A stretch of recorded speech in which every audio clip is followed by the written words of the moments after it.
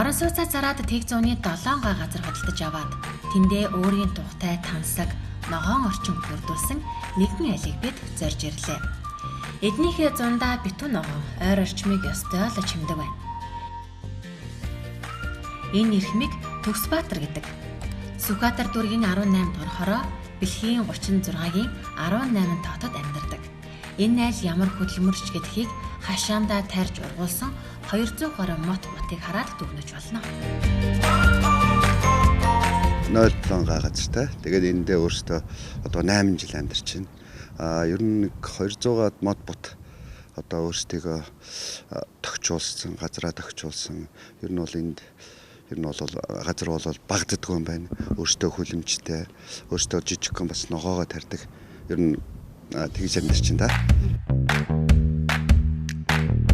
Одоогоос 8 жилийн өмнө ховхоосон сул шороо болсон газарт эднийх ирж байсан. Харин тэд хашаандаа хэрхэн сайхан амьдарч болдгийг ийхүү харуулж өөрсдийнхөө гараар бүгдийг тарьж ургуулсан байна. Мэдээж энэ бүгдийн цаана хөдөлмөр бас сэтгэл чухал. Ерөнхийдөө яг хотын энэ төгжрлээс л ерөнхийдөө жоохон холдож одоо өөртөө байгальтайгаа өөртөө одоо ногоон байгууламжаа өөртөө байгуулж боломжтой юм байна. Монгол улс Улаанбаатар хотод бол хүүтэн хот гэдэг байгаа. Бүх юм л ургах нь боломжтой. Бүх мод зүйлийг бол ер нь ургах боломжтой. Ер нь өөрийнхөө хүснээрээ л сайхан болох боломжтой юм байна гэж бодож байгаа. Байшингаа барихаас эхлээд бүхнийг өөрсдийнхөө төлөвлөж нэг бүрчлэн тарьж зүлэгжүүлсэн байна. Төлөвлөж зохион байгуулалтаар модоо тарвал илүү гоё харагддаг гэж зөвлөсөн юм. 20 төрлийн 200 гаруй мод бут тарьснаас гадна 400 гаруй метр квадрат талбайг зүлэгжүүлсэн байна.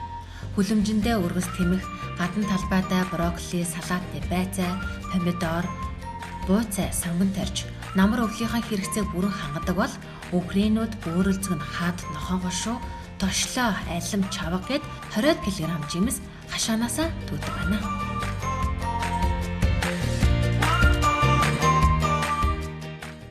Нарийн ногоол тарьдаг. Гадна талбай дээр өвөрцөө бол ер нь өөрийнхөө гэрийнхээ хэрэглээг л ер нь бол чөлөөтэй л хангадаг та. 7 сараас одоо 9 сар гартал ерөөсөө өвөрцөйгээ тасрахгүй. Хашаандаа гүний худагтай. Худгийнхаа усаар мод бут зүлгээ усалчдаг. Түнчлэн нарны эрчим хүч ажиллахаар ч мөн төлөвлөсөн байна. Манайх болохоор 100 м квадрат талбайтай байна. Тэгээд одоо бол 380-аар халаадаг. Тогны мөнгө хүчлээсээ шалтгаална л да. Гэхдээ ер нь бол яг захилгаанаар л халааж байгаа тогоо.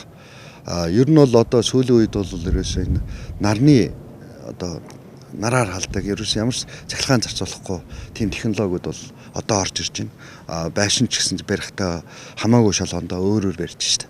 Одоо технологи нь дулаалдаг багтаа айгүй тийм байшингуудыг барих боломжтой байна. Төгсбаатарын гэрээсээ 1 км хүрэхгүй зайд амьсны үйлдвэр ажиллаулдаг. Өрхийн бизнес эрхлэж буй тэднийх хотын төвжрэл утаанаас хол ийхүү аятаа тухтай амьдарч байна. Энэ бол хүн хүсвэл өөрхөн гараар юу ч хийж бүтээж хашаандаа тансаг сайхан орчин бүрдүүлж болдгийн нэгэн тод жишээ юм.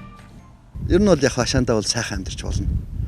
Ер нь бүр боломжтой гэж бодож байна. Тэгээ тэндээ бас бараг өөртөө ажиллаа хийгээд амьдрах ер нь хангалттай л гэж бодож та. Төгсбаатарын газрын өршин гэж жухам юу байдаг? Жижиг том гэлтгүй газартаа хашаандаа хэрхэн сайхан амьдарч аятай духтай орчин бүрдүүлж чаддгийг ийхүү үлгэлдэж байна.